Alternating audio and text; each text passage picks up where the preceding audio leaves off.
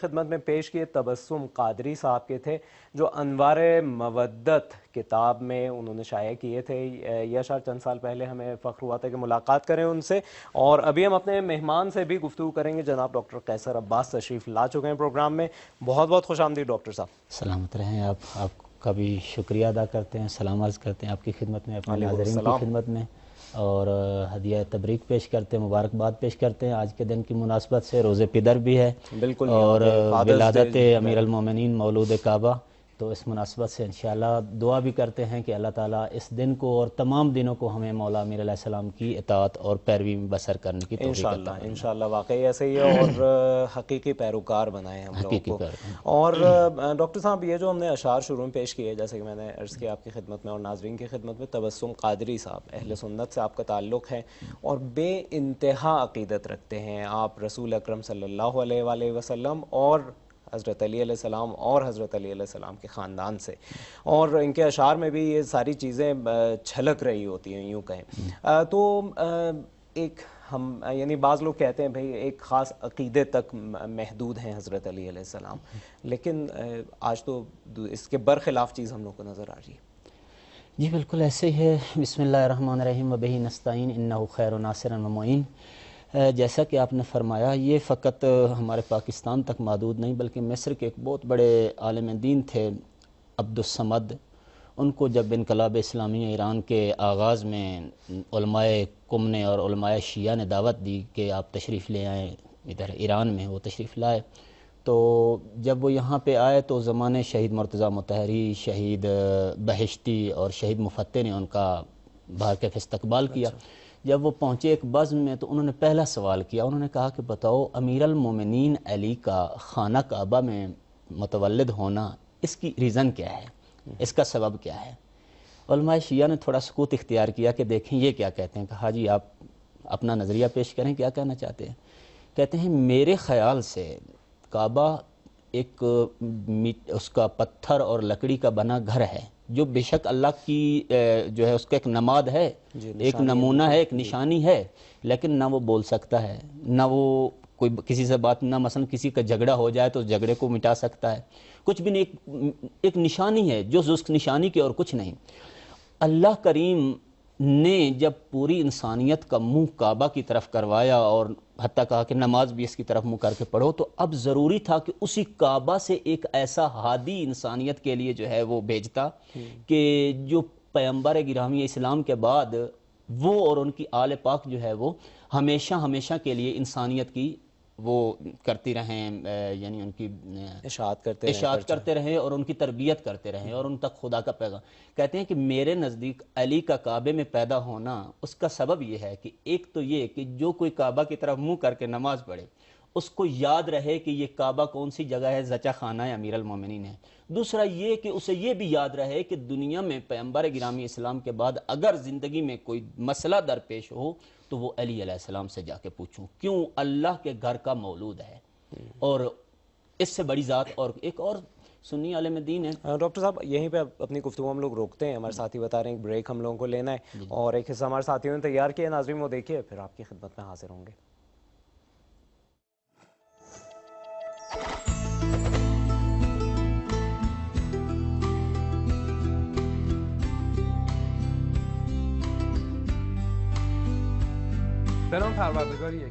بسم اللہ الرحمن الرحیم۔ میں امین عظیمی ہوں، کتاب کے بارے میں آپ سے بات کر رہا ہوں۔ آپ نے کبھی سوچا ہے کہ کتب بینی اور مطالعہ کرنے سے ہمارے سوچنے سمجھنے کی صلاحیت بڑھ جاتی ہے اور تخیلات کی دنیا میں ہمارا ذہن تیزی سے کام کرنے لگتا ہے؟ بنیادی طور پر تخیل ہے کیا؟ دنیا میں جتنی بھی ایجادات اور اختراعات آپ کے سامنے ہیں وہ انسانی تخیل کا ہی نتیجہ ہے۔ ظاہر ہے کہ تخیل اور خیالات کی دنیا بنانا کوئی مشکل اور پیچیدہ کام تو نہیں، ہر انسان کے اندر یہ صلاحیت پائی جاتی ہے۔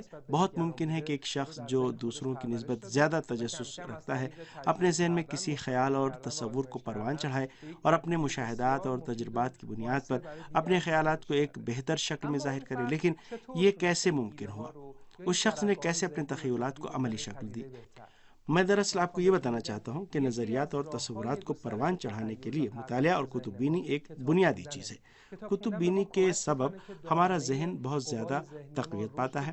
ہم ہر آنے واحد میں ایک جگہ سے دوسری جگہ جا سکتے ہیں، لوگوں کے ساتھ گھل مل سکتے ہیں، بیٹھے بیٹھے اپنے ذہن میں ایک نئی دنیا بسا سکتے ہیں اور اس کے ساتھ ہی دوسروں کی مشکلات کے حل کرنے کے لیے نئے نئے نظریات اور رائے حل پیش کر سکتے ہیں۔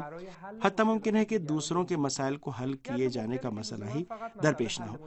شاید ہم کتب بینی کے ذریعے اپنے تصورات و خیالات کو اس درجے پر لے جائیں کہ ہم ایک آرٹسٹ بن جائیں۔ آرٹسٹ یا فنکار بننے کا مطلب ہرگز یہ نہیں کہ ہم مہارت بھی رکھتے ہوں، اس کے معنی یہ ہے کہ ہم اپنی ذہنی اختراعات اور تصورات کو فن و ہنر کے قالب میں پیش کر سکیں۔ کتب بینی اور دوسروں کی زندگی اور سرگزشت کا مطالعہ ایک ایسا راستہ ہے کہ جس کی بدولت ہم اپنے خیالات کو حقیقت میں ڈھال سکتے ہیں، یا پھر دوسروں کی سوانح اور سرگزشت کا مطالعہ کر کے اپنے دامن تخیل کو بڑھا سکتے ہیں۔ آئیں اس موضوع کو اسی زاویہ نگاہ سے دیکھیں۔ ہم ایک ایسے دور میں زندگی گزار رہے ہیں کہ ٹیلی ویژن، انٹرنیٹ اور دیگر اسمارٹ مشینوں نے ہمارا احاطہ کر رکھا ہے اور کسی بھی زمانے سے زیادہ ہمارے دامن تخیل کو کور کرنے میں مصروف ہے، کیونکہ یہ ہر مسئلے کو مجسم بنا کر پیش کرنے کی صلاحیت رکھتے ہیں۔ ہم اس وقت محض ایک صارف بن کر رہ گئے ہیں، ہمارے سوچنے سمجھنے کی صلاحیت سلب ہو کر رہ گئی، کیونکہ ہمارے لیے پہلے ہی سوچا اور سمجھا جا چکا ہے۔ بہت خوب، تو اب ان حالات میں ہمیں کیا کرنا چاہیے؟ یہ ایک فطری سی بات ہے کہ ہم کتابوں کا رخ کریں۔ قصے کہانیاں پڑھنے کی بدولت ہمارے بند اور مفلوج ذہن کو نئے راستے ملتے ہیں اور اس کے بند دریچے کھلتے ہیں اور ہم آسانی کے ساتھ سوچ اور وچار کر سکتے ہیں اور دنیا کو اس کی حقیقی شکل میں اپنے ذہن میں سما سکتے ہیں۔ بہت سی نامور ہستیاں ادھر ادھر یا سوشل میڈیا پر اپنا وقت برباد کرنے کے بجائے ایک صاف ستھری اور روشنی کی حامل ایک جگہ تلاش کرتے ہیں تاکہ مطالعے کے لیے ایک کتاب حاصل کر سکیں اور اس طرح اپنے دامن تخیل کو وسعت دیں۔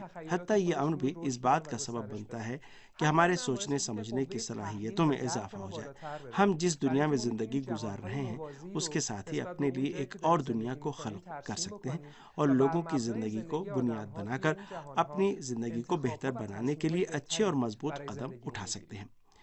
اس سے قبل کہ دیر ہو جائے اور ہم وقت گنوائیں، ہمیں چاہیے کہ ہم جائیں اور کتاب اٹھا کر لائیں اور اپنی تصوراتی دنیا کو جس سے آپ اپنے ذہن میں بسا کر رکھتے ہیں، کتاب کے مطالعے کے ذریعے اس پر یقین کرنے کی کوشش کریں۔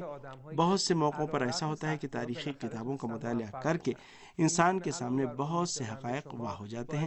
ایسے لوگوں کی سرگزشت پڑھنے سے جنہوں نے سخت مشکلات کا سامنا کرنے کے باوجود کوشش کی اور سر انجام کامیابی بھی حاصل کی، آپ کے اندر بھی مشکلات کے سامنے ڈٹ جانے کا حوصلہ بڑھتا ہے اور ہمیں کامیابی ملتی ہے۔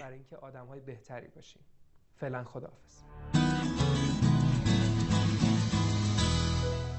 آپ کے پیغامات موصول ہو رہے ہیں۔ زیغم عباس صاحب کراچی صاحب کا بہت بہت شکریہ، آپ نے ایک بہت ہی اچھی تصویر ہم لوگوں کے ساتھ شیئر کی ہے۔ اس کے علاوہ فروا گجرات سے حضرت علی علیہ السلام کا ایک فرمان ہم لوگوں کے ساتھ شیئر کیا ہے کہ ماہ رمضان اللہ کا مہینہ ہے، ماہ شعبان رسول اللہ صلی اللہ علیہ وآلہ وسلم اور ماہ رجب میرا مہینہ ہے، اور یقیناً ایک سلسلہ ہے جو آہستہ آہستہ ہم لوگوں کو تیار کر رہا ہے ماہ رمضان خدا کے مہینے میں داخل ہونے کا۔ انشاءاللہ کہ بھرپور طریقے سے ہم لوگ فیضیاب ہونے کی کوشش کریں۔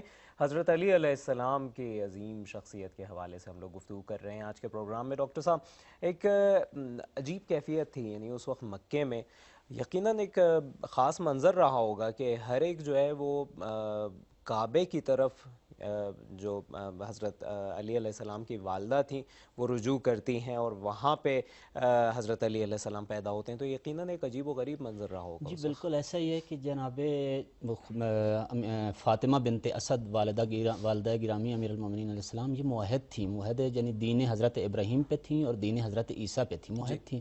آئی ہیں خانہ کعبہ کا طواف کرنے کے لیے، جیسے ہی طواف کر رہی ہیں تو ایک مرتبہ بی بی کو درد ذہ ہوا اور ایسے میں بی بی نے دعا کی، پروردگارہ میرے لیے اس مولود کا جو تولد ہے وہ آسان فرما دے، اور اگر اسے تو اپنے گھر میں جگہ دیں تو میرے لیے بہت ہی بڑا تیری طرف سے احسان ہوگا، اور یہ میرا بیٹا قرار دے، جو میرا مولود ہے اسے میرا بیٹا قرار دے۔ روایت میں آیا ہے کہ جس وقت بی بی یہ دعا کر رہی تھیں اس وقت کعبہ کے دروازے کی جانب نہیں تھیں، کعبہ کی پشت کی جانب تھیں۔ اچھا اتنی بھی دیر نہیں لگی کہ بی بی پھر کے دروازے کی طرف آئے، وہیں سے دیوار پھٹی، اور جب دیوار پھٹی تو بی بی دیوار کے اندر چلی گئی، کعبہ کے اندر چلی گئی۔ جب اندر چلی گئیں تو پھر ایک مرتبہ دیوار جو ہے، اب دیکھنے والے دیکھ رہے ہیں، جب یہ منظر لوگوں نے دیکھا تو جلدی سے خانہ کعبہ کی طرف آئے، جلدی جو خانہ کعبہ لاک تھا، تالا لگا ہوا تھا اس زمانے کا، انہوں نے تالا کھولنے کو، روایت میں آیا ہے کہ اسی وقت پروردگار عالم نے خانہ کعبہ کو ملائکہ کے حصار میں دے دیا، فرشتوں نے آ کے کعبہ کو گھیر لیا، اور 3 دن تک بی بی کا طعام، کھانا پانی وہ بھی آسمانوں سے آتا رہا۔ جتنی کوشش کی گئی 3 دن تک تالا نہ کھلا۔ جب تالا نہ کھلا، کوئی اندر نہ جا سکا، تو سب کو پتہ چل گیا کہ یہ منشاء الہی ہے، اور منشاء الہی کے سامنے جو ہے وہ رکا نہیں جا سکتا، اس کو کوئی کچھ کیا نہیں جا سکتا، لہٰذا انہوں نے واپس چلے گئے۔ تیسرے دن بعد جب بی بی پھر وہی اسی طرح دیوار جو ہے وہ شک ہوئی، اور بی بی امیر المومنین علیہ السلام کو لے کے خانہ کعبہ سے باہر آئی، اور دیکھنے والوں نے دیکھا کہ ایک چاند سا بیٹا بی بی کے ہاتھوں پہ ہے، اور اس وقت رسول گرامی اسلام تشریف لائے، دیگر بنی ہاشم تشریف لائے، اور یہ تھا وہ منظر کہ جب امیر المومنین علیہ السلام کا خانہ کعبہ میں تولد ہوا اور ولادت ہوئی۔ تو بتایا جاتا ہے کہ ایسے میں پہلی مرتبہ جب امیر المومنین علیہ السلام نے اپنی آنکھیں کھولی تو حضرت نے رسول گرامی اسلام کے چہرے کی زیارت کی، یعنی پیغمبر گرامی اسلام نے مولا علیہ السلام کو اپنے ہاتھوں پہ اٹھایا، اور جیسے ہی اٹھایا تو حضرت نے اپنی آنکھیں کھولیں۔ اس کے پیچھے بھی یقیناً ایک راز تھا۔ علماء کہتے ہیں کہ جب پیغمبر کے ہاتھوں پہ علی آئے تو علی علیہ السلام نے اپنی زبان کیونکہ ہمارا عقیدہ اور ایمان ہے کہ حضرت عیسیٰ علیہ السلام اگر گہوارے میں بات کر سکتے ہیں تو علی علیہ السلام کا مقام و مرتبہ حضرت عیسیٰ سے کہیں بالا ہے، کیونکہ رسول گرامی اسلام کے بعد علی پوری کائنات سے افضل ہیں، کوئی شخص ایسا نہیں کہ جن کا مقام مرتبہ خدا کے حضور، کیونکہ روایت میں آیا ہے کہ علی علیہ السلام تمام انبیاء کو جو نبوت اور عظمت ملی ہے یہ اس وجہ سے ملی کہ انہوں نے عالم بالا میں علی علیہ السلام کی ولایت کا اقرار کیا، اور جس کسی نے جتنا علی علیہ السلام کے ساتھ محبت کا اظہار کیا خدا نے اسی قدر اس کا مرتبہ اور مقام بلند کر دیا۔ لہٰذا انشاءاللہ گفتگو اپنی آگے بڑھائیں گے۔ یہ ایک نقطہ ہم ضرور بتانا چاہیں گے، ڈاکٹر صاحب جن روایات کا ذکر کر رہے ہیں یہ تمام اہل سنت اور اہل تشیع کی کتابوں میں موجود ہیں۔ اور ناظرین ابھی چلتے ہیں پروگرام کے اگلے حصے کی جانب۔ اعتکاف کے بارے میں ہم نے آپ کو بتایا تھا، ایک رپورٹ اسی حوالے سے دیکھیے۔ رسول اللہ صلی اللہ علیہ وآلہ وسلم مسجد میں اعتکاف فرماتے تھے، مسجد نبوی میں بھی اعتکاف کیا ہے۔ اور اعتکاف کا مطلب کیا ہوتا ہے؟ اعتکاف کا مطلب یہ ہوتا ہے کہ کم سے کم 3 روز تک مسجد کے اندر انسان کو اس نیت کے ساتھ بیٹھنا ہے، عبادت کرنی ہے اللہ کی، کہ میں اعتکاف کرتا ہوں۔ ایک تو واجب ہوتا ہے اور ایک مستحب ہوتا ہے۔ اعتکاف کرتا ہوں واجب قربتاً الی اللہ، اعتکاف کرتا ہوں سنت قربتاً الی اللہ۔ تو اس میں 3 دن تک روزے رکھنے پڑتے ہیں۔ جو شخص بھی اعتکاف کرے گا مسجد کے اندر اعتکاف کرے گا، یعنی جس جگہ پر جمعے کی نماز قائم ہو رہی ہے بہتر ہے کہ وہاں پر اعتکاف کیا جائے، ورنہ تو کسی مسجد میں بھی اعتکاف کیا جا سکتا ہے۔ تو اس صورت میں انسان کو 3 دن تک روزے رکھنے پڑیں گے، اور اگر واجب ہے تو 3 دن مسلسل جو ہے وہ روزے، اور اگر مستحب ہے تو 2 دن روزے رکھنے کے بعد تیسرا دن اسے مکمل کرنا پڑے گا۔ اعتکاف میں یہ ہے جتنے انسان عبادت کر سکے، جتنے انسان قرآن ادا کرے مسجد میں بیٹھ کر، اور رسول اللہ صلی اللہ علیہ وآلہ وسلم عشرہ اخیرہ میں، رمضان المبارک کا جو عشرہ اخیرہ ہوتا تھا آخری 10 دن، تو وہاں پر باقاعدہ اعتکاف کرتے تھے، اور آپ کے ساتھ میں اصحاب نے بھی اعتکاف کیا ہے۔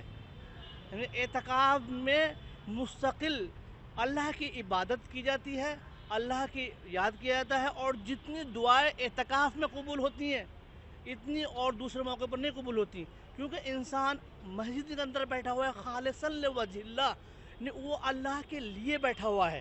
جو اعتکاف کر رہا ہے تو وہ اللہ کے لیے بیٹھا ہوا ہے، روزہ رکھے ہوئے ہے، اور رات کو نماز تہجد، نماز شب بھی ادا کر رہا ہے۔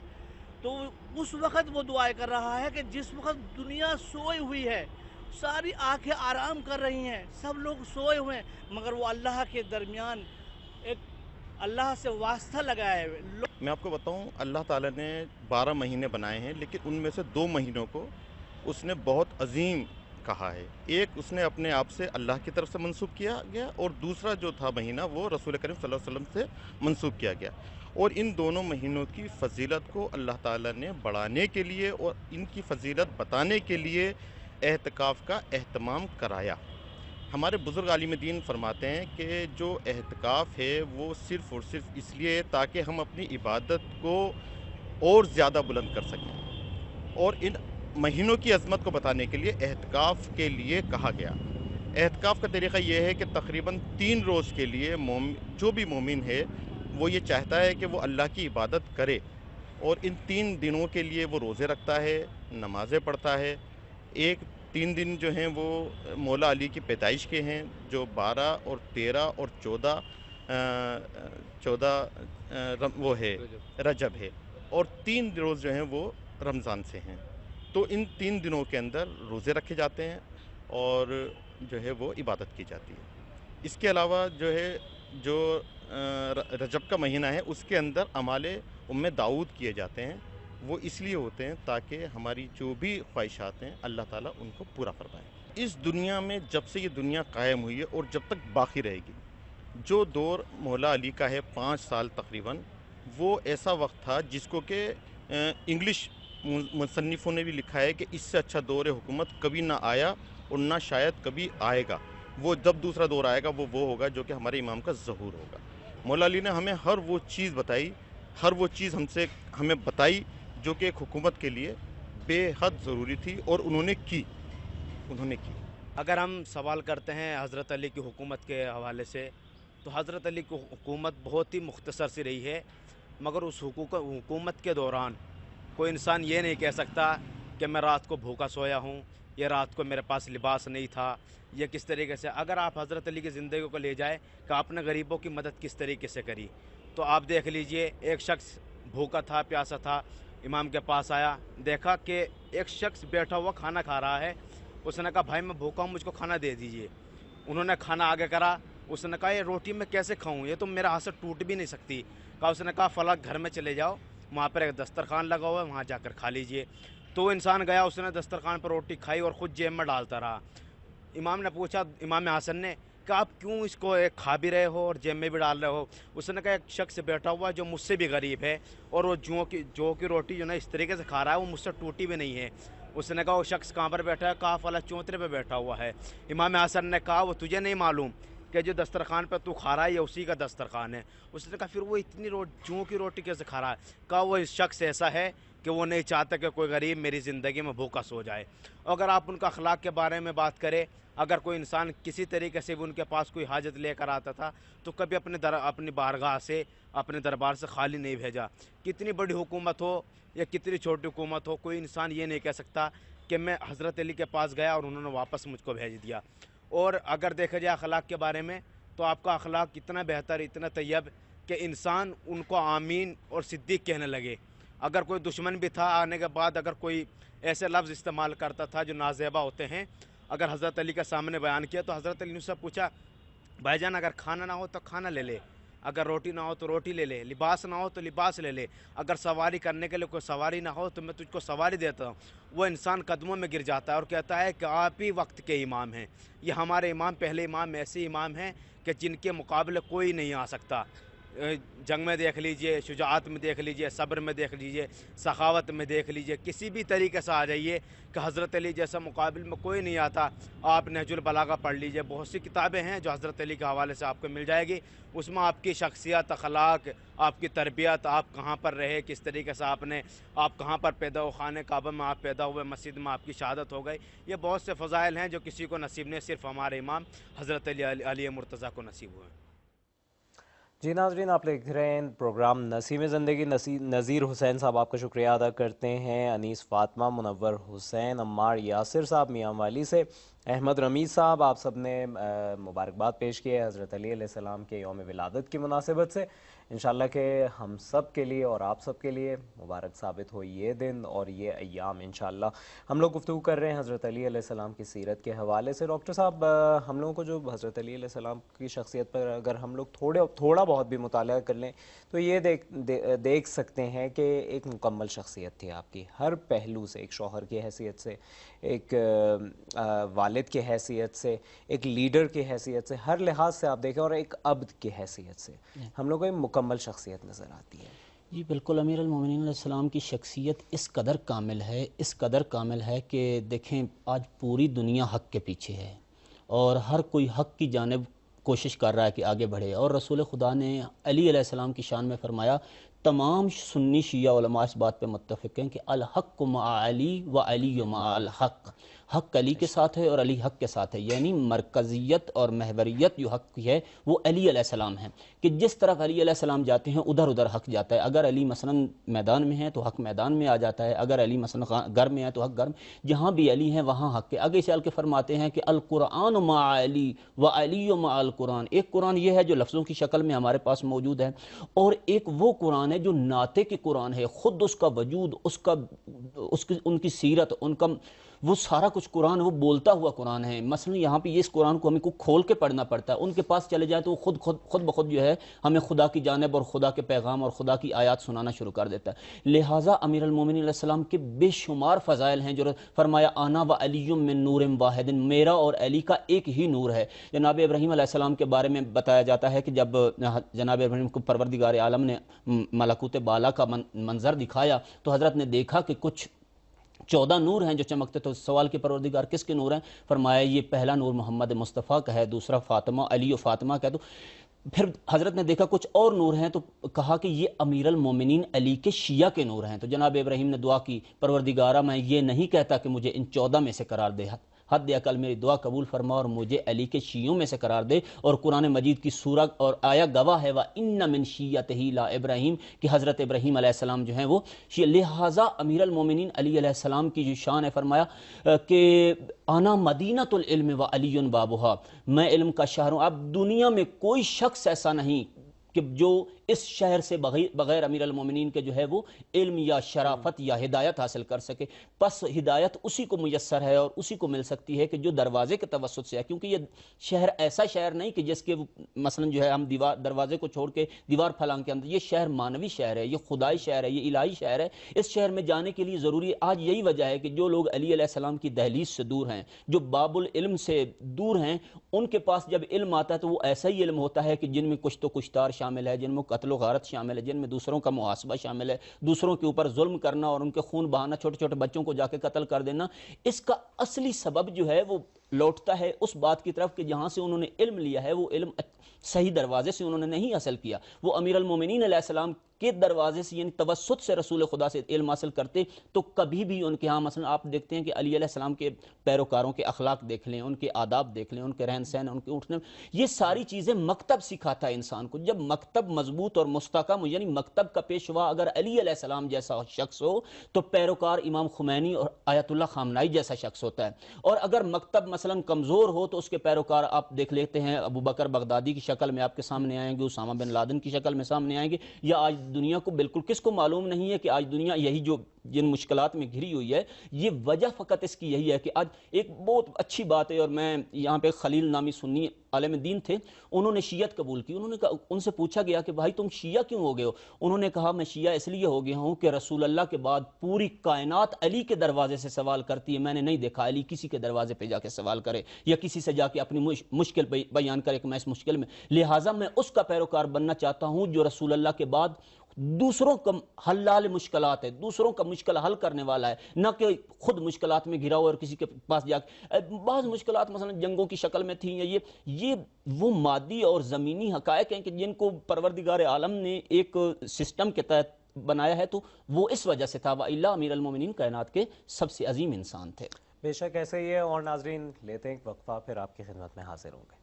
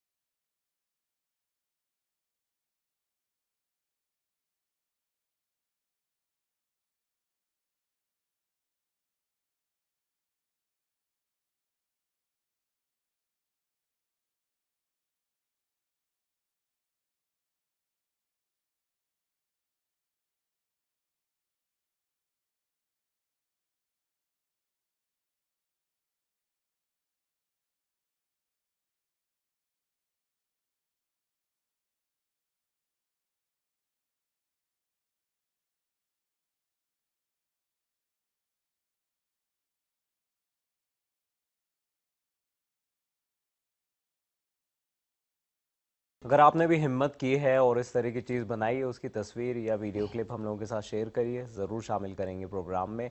बहरहाल एक नया अंदाज़ है प्रोग्राम का, और थोड़ा बहुत यानी काफ़ी हद तक हम लोगों ने तब्दीली हम लोग लाए हैं, तो आप लोग भी हमारा साथ ज़रूर देंगे, हमें यकीन है। चलते हैं हम डॉक्टर कैसर अब्बास साहब की तरफ और गुफ्तगू कर रहे हैं अमीर अल मोमिनीन हज़रत अली अलैहिस्सलाम के सीरत के हवाले से। डॉक्टर साहब, हम लोग को जो चीज़ दिखाई देती है, हज़रत अली अलैहिस्सलाम ने हर एक के साथ, यानी हम जितने भी वाक़यात देख लें उसमें ये दिखाई नहीं दे किसी के साथ नाइंसाफ़ी की हो, यानी अदल व इंसाफ जो होता है उसके एक मुतलक हद तक पहुँचे हुए थे हज़रत अली अलैहिस्सलाम। जी हसन भाई, ऐसे ही है। एक ईसाई राइटर हैं जिनका नाम है जॉर्ज जरदौक। इन्होंने 5 जिल्दों पर मुश्तमिल एक किताब लिखी जिसका नाम है सौतुल अदालतुल इंसानिया। अलबत्ते मेरे ख्याल से उर्दू में भी तर्जुमा हो चुका होगा, इंग्लिश में तो मौजूद है, फ़ारसी में भी मौजूद है, अरबी। तो उसमें ये लिखते हैं कि अली अलैहिस्सलाम को, जो ईसाई हैं ख़ुद इनकलाब इस्लामी के इब्तदाई दिनों में इधर कुम में आए, इनका बाकायदा इंटरव्यू हुआ और वो मौजूद है इस वक्त भी। तो लिखते हैं कि अली अलैहिस्सलाम को शिद्दत अदल की वजह से कत्ल किया गया। यानी कहते हैं मैंने 200 मरतबा अली अलैहिस्सलाम की नहजुल बलागा का मुतालिया अपनी ज़िंदगी में किया है। आज मुसलमानों के लिए चैलेंज है, वाक़ई हम तालिब इल्मों के लिए भी चैलेंज है कि एक ईसाई हो के 200 मरतबा मौला अली की नहजुल बलागा का मुतालिया करता है। मैं जो अली का पैरोकार हूँ, मैंने कितनी मरतबा अली अलैहिस्सलाम की नहजुल बलागा को पढ़ा है।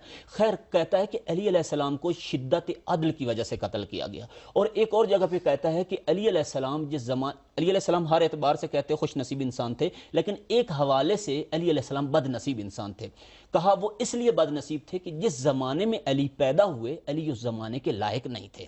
अली को आज के ज़माने में पैदा होना चाहिए था। आज दुनिया को पता चलता कि दुनिया में अली जैसा शख्स भी मौजूद है, लेकिन ये इफ्तिखार है हमारे लिए कि हमारे मकतब में, मकतब इस्लाम में अली जैसा शख्स मौजूद है कि जिनके बारे में दुनिया इस तरह के फैसले कर रही है। मैं कहता हूँ अगर जॉर्ज जरदौक, अगर आज भी अली होते तो आज के बाद हज़ारों साल बाद जो लोग आते वो कहते कि अली को हमारे ज़माने में होना चाहिए था। ये आपका एक बारका फ़कीदत है। कहने का मतलब ये है कि अली अलैहिस्सलाम अदालत में इस कदर शदीद थे कि सगे भाई हैं जनाब अकील मौला अली के, और बड़े भाई हैं, छोटे भाई भी नहीं है, बड़े भाई हैं। आके कहते हैं कि ये नहीं कहा कि मुझे आप खलीफा बन गए हैं तो कुछ मेरे लिए वो जो हक है बैतुल माल से वो मेरा बढ़ा दीजिए, फरहमी मेरे बच्चे भूखे हैं, थोड़ा सा बैतुल माल से अगर मुझे इजाफत दे दीजिए। मौला अली अलैहिस्सलाम एक सलाख लोहे की जो है वो गर्म करके उनको लगा देते हैं। जैसे ही उनको गर्म सलाख लगती है तो मसलन जो है चौंक उठे, कहा या अली ये क्या किया? फरमाया भाई अकील, आपसे ये लोहे की छोटी सी सलाख जो है ये गर्म, ये बर्दाश्त नहीं हो रही, तहम्मुल इस पर नहीं कर रहे, मैं जहन्नम की आग पे कैसे तहम्मुल कर लूँ? सगे भाई से ये कह रहे हैं कि मैं जहन्नम की आग पे कैसे तहम्मुल कर लूँ। इतनी ज़्यादा अदालत, इतनी बड़ी अदालत किसके यहाँ नज़र आती है? जैसे ही मौला अली अलैहिस्सलाम को हज़रत उस्मान के बारकैफ कत्ल के बाद जो है खिलाफत मिलती है, तो बारकैफ कुछ जो सरदार अरब थे वो आए और उन्होंने हस्ब मामूल मौला अली अलैहिस्सलाम से तकाजा किया कि हमें वैसे ही दिया जाए जैसे पहले दिया जाता था। मौला ने फरमाया ना, आज के दिन गरीब सियापोस्त काले हबशी का भी उतना ही हक होगा जितना एक सरदार का हक होगा। जिसके नतीजे में मसलन ज़ुबैर, अब्दुल्ला, ये सारे मौला अली अलैहिस्सलाम से नाराहत होकर चले गए और फिर मक्का चले गए, और फिर मक्का से जाके जो है एक वफद बना के बसरा पे आके हमला किया और मौला का नुमाइंदा वहाँ से भगा दिया, और जो है वहाँ पे जंग जमल जो है वजूद में आई।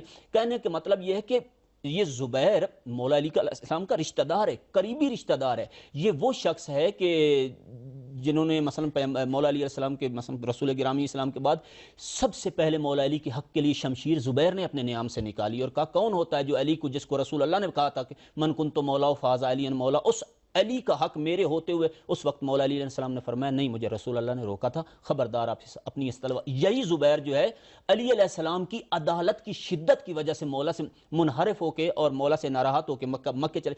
ये है यानी जो अपनों के साथ ऐसा सलूक करता है, जो अपने रिश्तेदारों और करीबी, जो यानी आज कोई हमारे लिए थोड़ा सा काम कर देता है, हम किस कदर उसके मदयून और ममनून रहते हैं। मसलन इलेक्शन में किसी पार्टी के सरबराह के लिए कोई थोड़ी सी कैंपेन जाके कर देता है या चंद वोटों के लिए, वो हमेशा के लिए उसका मसलन उसकी नजरें उसके सामने झुकी रहती हैं। लेकिन ज़ुबैर वो शख्स है, तलहा वो शख्स है जिसने सबसे पहले अली अलैहिस्सलाम के हाथ पे आके बैत की।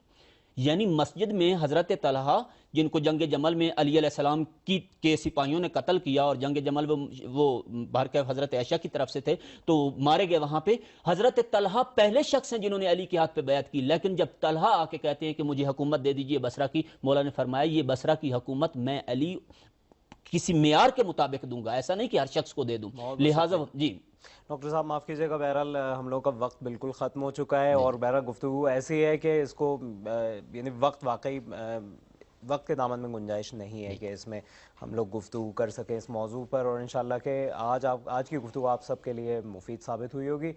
چلتے ہیں، لیتے ہیں ایک وقفہ، اور ڈاکٹر صاحب کا شکریہ ادا کرتے ہیں۔ ناظرین ہمارے ساتھ رہیے گا۔